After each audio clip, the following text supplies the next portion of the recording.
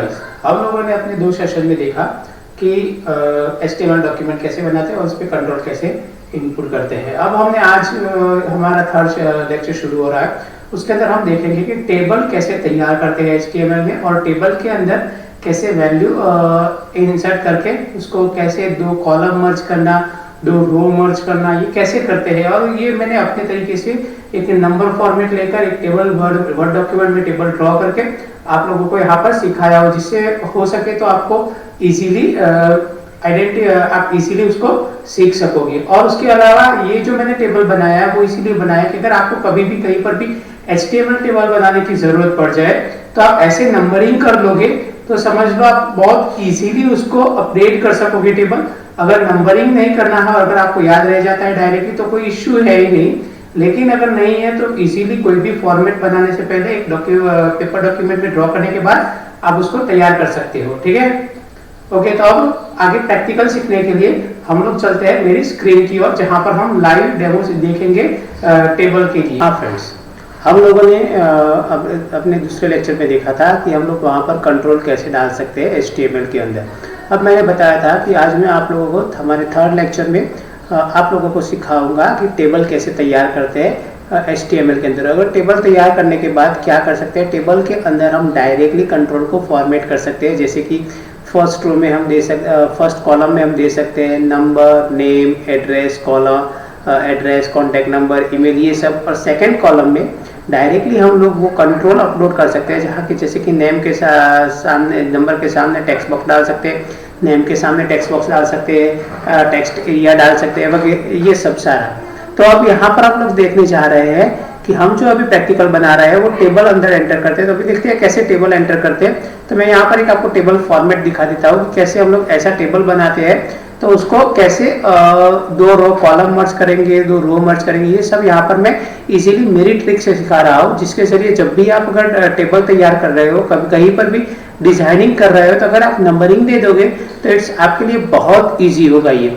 ठीक है, यहाँ पर देखिए ऐसा हम टेबल बना रहे हैं एक, जहाँ पर हम लोग देख रहे हैं कि यहाँ पर मैंने टेबल बनाया है वर्ड डॉक्यूमेंट में, जहाँ पर मैंने 1 2 3 4 5 6 7 8 9 ये नंबर डाले, मतलब 3 रो 3 कॉलम डाले। ऐसा कंपलसरी जरूरी नहीं है कि 3 रो और 3 कॉलम ही हो, 2 रो 3 कॉलम या तो 3 कॉलम 2 रो, कितने भी नंबर ऑफ रो और नंबर ऑफ कॉलम आप ले सकते हैं। तो हम लोग अब ऐसा तैयार कर रहे हैं एक टेबल।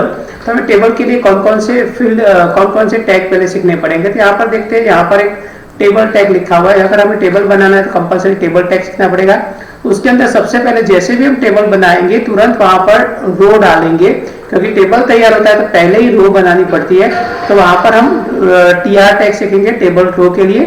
फिर अगर रो टेबल, या तो मैंने 1 2 3 4 5 नंबर लिए है, लेकिन वहां पर मुझे कभी कभार जैसे कि डालना है सीरियल नंबर, नेम, एड्रेस की, ये सब उसका कंटेंट है, मल्टीपल रिकॉर्ड एंटर है तो देखना है तो उसको टेबल में, तो वहां पर TR टेबल हेडिंग डालेंगे तो TH लेंगे। यहाँ पर TH लेने की जरूरत नहीं है। और बाकी देखेंगे TD, तो टेबल डेटा, जो भी हम डेटा एंटर कर रहे हैं टेबल के अंदर वो टेबल TD टैग के अंदर एंटर करेंगे। पहले तो हम टेबल तैयार करते हैं तो आपको पता चल जाएगा कि कैसे वो कंटेंट वर्क करते हैं। तो ऐसा टेबल तैयार कर रहे हैं 1 2 3 4 5 6 7 8 9।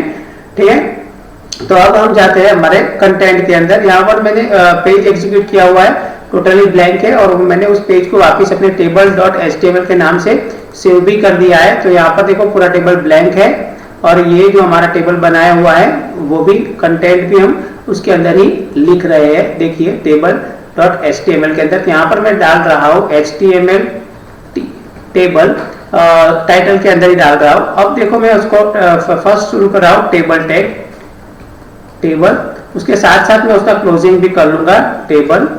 सो यहाँ पर क्या हुआ, वो क्लोजिंग हो गया। अब यहाँ पर मैं देख रहा हूँ कि मुझे पहले एक रो तैयार कर ही लेनी है, TR।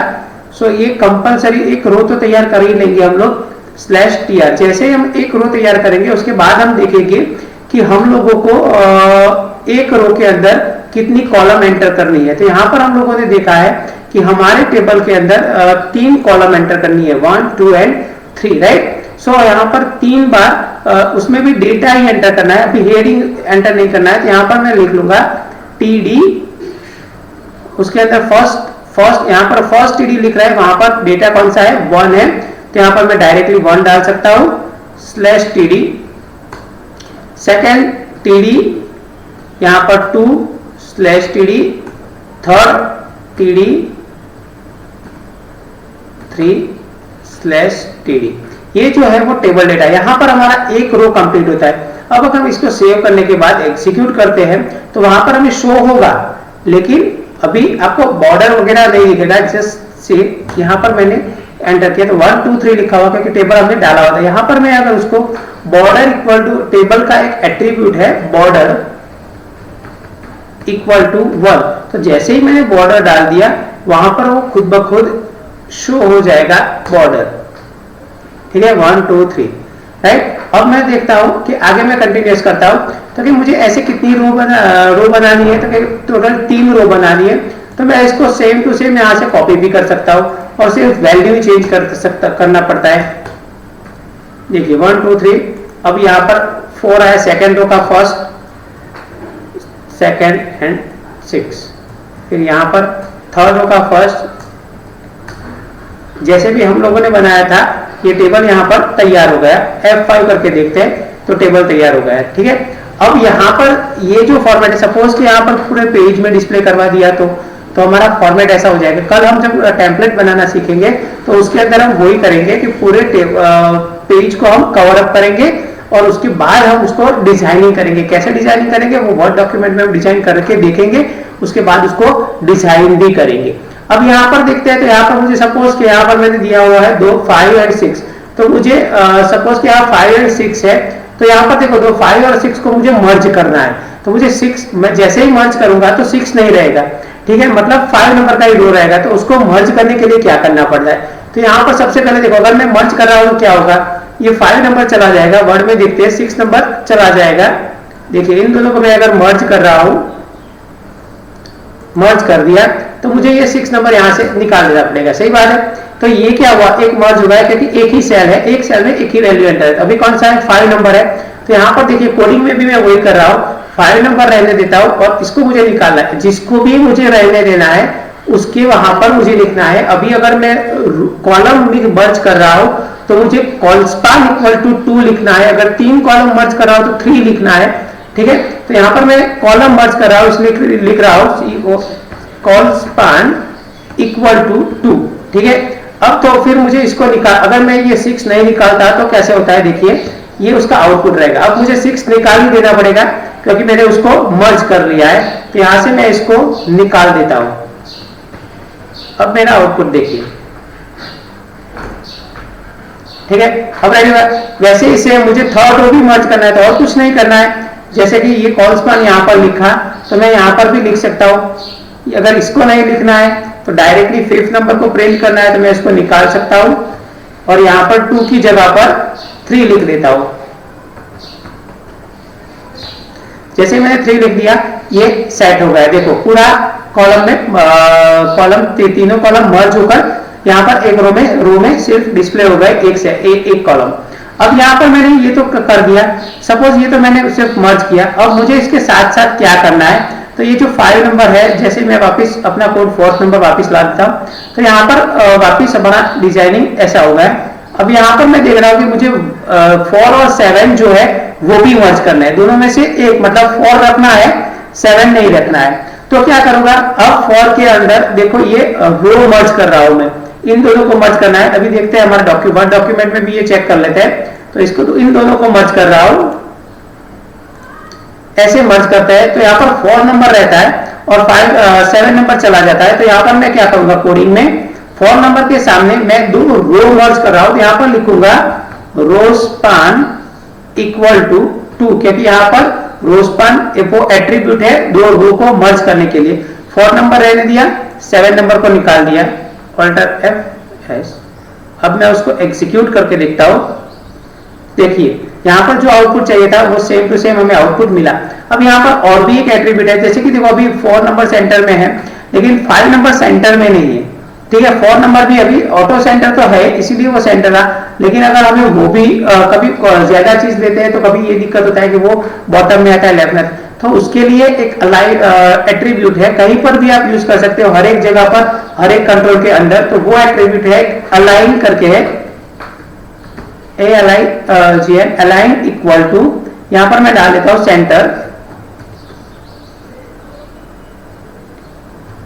सेंटर, सो अब मैं उसको एग्जीक्यूट करता हूं।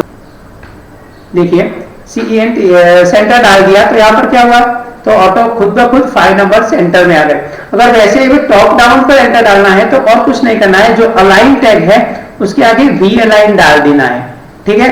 अब यहाँ पर मैंने एक टैग आपको TH टैग बताया था। अब देखो मैं TH टैग भी यहाँ पर एक एंटर कर ही देता हूं, जिससे आपको पता चल जाए। एक नया रो एंटर कर देता हूं, जहां पर मैं TD लिखा है वहां पर TH कर लेता हूं सिर्फ, और कुछ भी नहीं है। तो जहां पर मैंने 1 2 3 4 लिखा था वहां सब 1 2 3 अगेन भी आएंगे, लेकिन कुछ सामान्य चेंज आएगा, वो हमें पता चलना चाहिए कि किस लिए हम TH टैग यूज करते हैं और TD टैग यूज करते हैं। तो यहाँ पर देखिए जैसे ही मैंने डाल दिया TH टैग, तो यहाँ पर देखिए 1 2 3 फर्स्ट जो लिखे हैं वो बोल्ड लिखे हैं, मतलब आप अगर हेडिंग डाल रहे हो तो वो बोल्ड दिखने चाहिए, इसीलिए वो खुद ब खुद TH टैग के अंदर बोल्ड ले रहा है, ठीक है। ये जो टैग थे वो सारे टैग हमारे यहाँ पर अभी टेबल तैयार करने के लिए थे। हमने ये जो टेबल बनाए वो अभी नॉर्मली डिजाइनिंग किया है, नॉर्मली अपने तरीके से। ऐसे ही हम पूरा एक फॉर्मेट बना सकते हैं टेबल के अंदर और अपना पूरा डिजाइनिंग कर सकते हैं वेबसाइट। तो हम कल ऐसे ही टेम्पलेट देखेंगे हमारे नेक्स्ट लेक्चर में, जहां पर हम एक टेम्पलेट तैयार करेंगे और फिर उस टेम्पलेट को डिजाइनिंग करेंगे, जिसके अंदर हम टेबल के अंदर भी टेबल तैयार करेंगे और उसके जरिए ही हम लोग आगे जाएंगे। यहां पर हम लोग चाहे तो विड्थ, हाइट और विड्थ भी डाल सकते हैं।